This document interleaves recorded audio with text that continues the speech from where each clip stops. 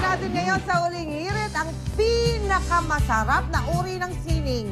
Wala pong iba kundi ang pagluluto. Kamakailan daw po ay nagsipagtapo sa mga estudyanteng kusinero sa Gallery of Culinary Arts. Tama. Oh, mukhang maganda pakinggan, ha? Masarap Sarap kaya yan. sarap. Kara David, pasok! Umattend ako ng kakaibang graduation kamakailan. Graduation ng mga estudyanteng kusinero. Sila ang estudyante ng Gallery of Culinary Arts, isang eskwelahan para sa mga professional chef. Pero syempre, bagong graduation, final exam muna at ito ata ang pinakamasarap na finals na nasaksihan ko. Isang full course meal ang kanilang thesis na dapat gawin sa loob lamang ng 4 na oras. From salad to soup, appetizer, fish, main course hanggang dessert.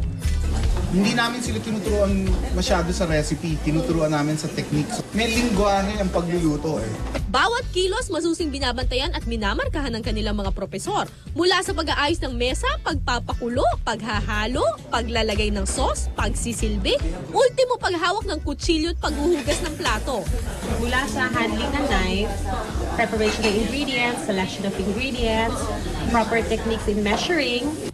Isang metikulosong sining ang turing nila sa pagluluto. Dahil pwede ang bara-bara, dapat sukat na sukat at tamang-tama. Kung gusto mo nga namang maging world-class ang luto mo, hindi pwedeng masarap lang tikman, dapat masarap ding tingnan.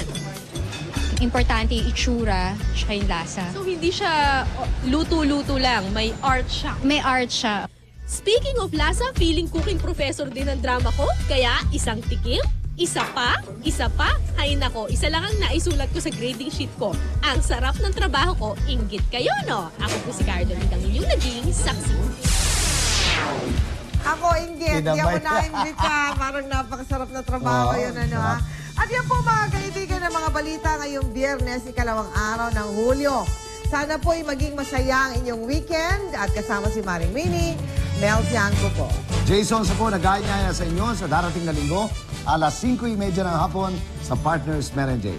Hanggang sa Lunes, tuloy ang sama-sama nating pagiging Saksi!